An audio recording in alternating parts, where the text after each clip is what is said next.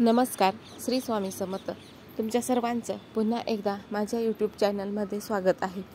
तर आजच्या व्हिडिओमधून आपण घटस्थापनेचा शुभ मुहूर्त, घटस्थापना ही योग्य वेळेतच करावी, विधिवत पद्धतीने घटस्थापना कशी करावी, पहिल्या दिवशी पहिली माळ कशी घालायची, कोणत्या फुलांची माळ घालायची, नैवेद्य कोणता दाखवायचा आणि त्यानंतर पहिल्या दिवसाचा रंग कोणता, ही संपूर्ण माहिती आजच्या व्हिडिओमधून पाहणार आहोत.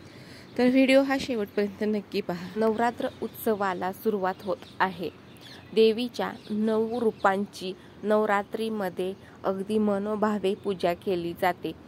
हिंदू धर्मामधील हा सर्वात मोठा सण आणि उत्सव असल्यामुळे या काळामध्ये देवीच्या वेगवेगळ्या 9 रूपांची विधिवत अशी पूजा केली जाते.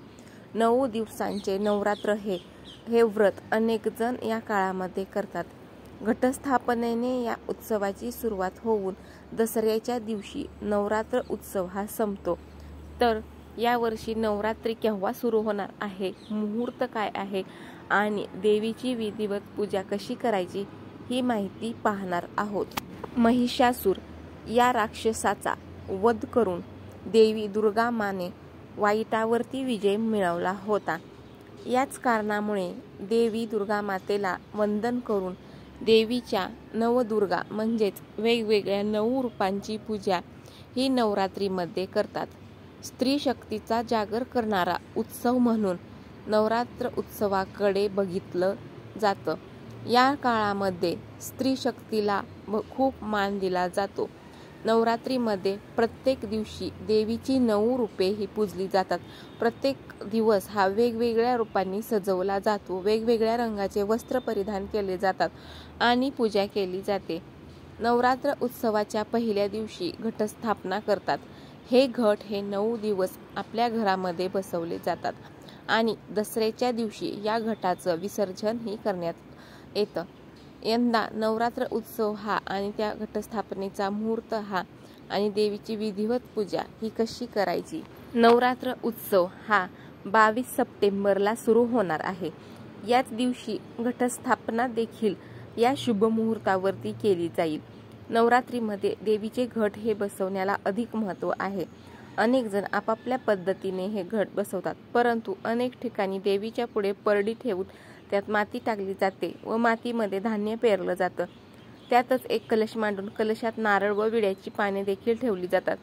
त्या कलशाला रोज पानांची व फुलांची माळ प्रत्येक दिवशी बांधली जाते.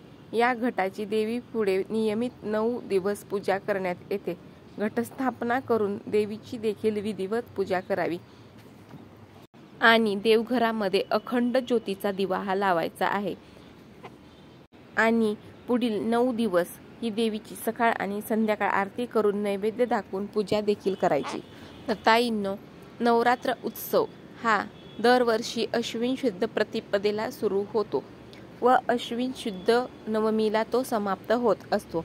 यंदा नवरात्री उत्सव हा 22 सप्टेंबर पासून सुरू होणार आहे आणि या दिवशी घटस्थापना देखील केली जाईल.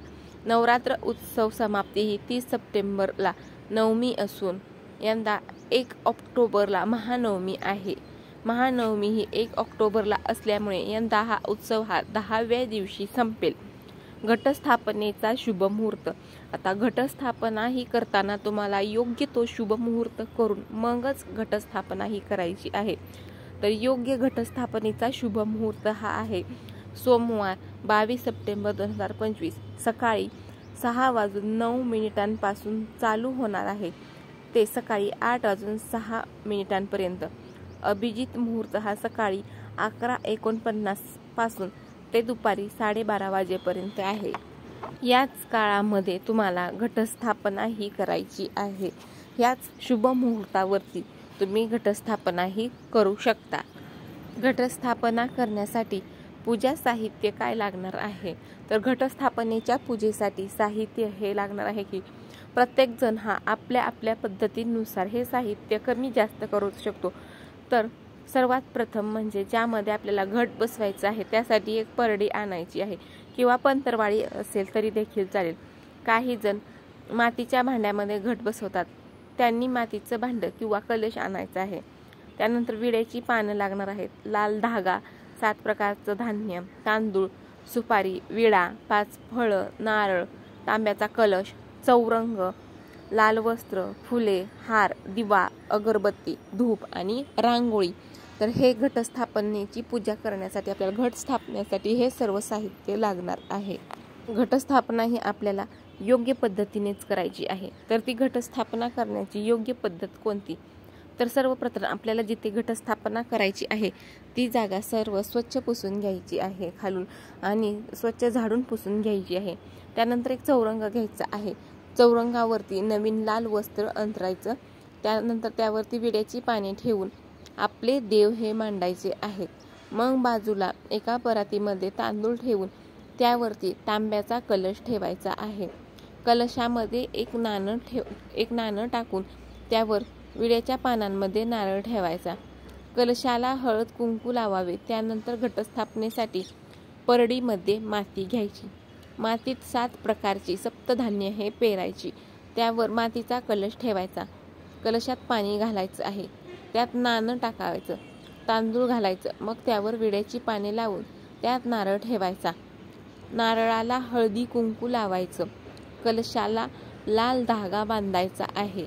लाल धाग्याला विड्याची 9 पाने लावून माळ तयार करायची व ती घटाला पहिल्या दिवशी बांधायची. हा घट तुम्हाला देवीच्या समोर बसवायचा आहे.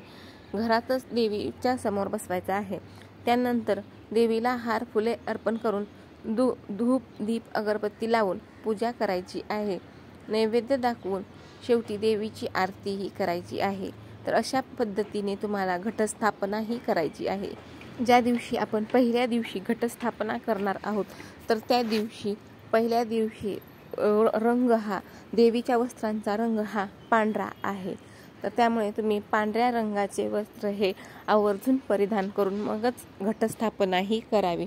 त्यानंतर पहिली माळ ही घटाला विड्यांच्या पानांची पहिली माळ आहे. तर त्यामुळे तुम्ही 9 पाने एका धाग्यामध्ये ती घटाला बांधायची आहे. नैवेद्य हा काय दाखवायचा हा प्रश्न सर्वांना पडलेला असेल, परंतु नैवेद्य हा तुम्ही जो उपवासाचे पदार्थ करणार आहात तर त्यातीलच तुम्ही अगोदर देवीला नैवेद्य दाखवायचा आहे, घटाला नैवेद्य दाखवायचा आहे आणि त्यानंतरच मग तुम्ही फलाहार करायचा आहे किंवा उपवासाचे पदार्थ आहेत ते खायचे आहेत. व्हिडिओमधील माहिती जर का आवडली असेल तर चॅनलला नक्की लाईक शेअर सबस्क्राईब करायला विसरू नका. श्री स्वामी समर्थ.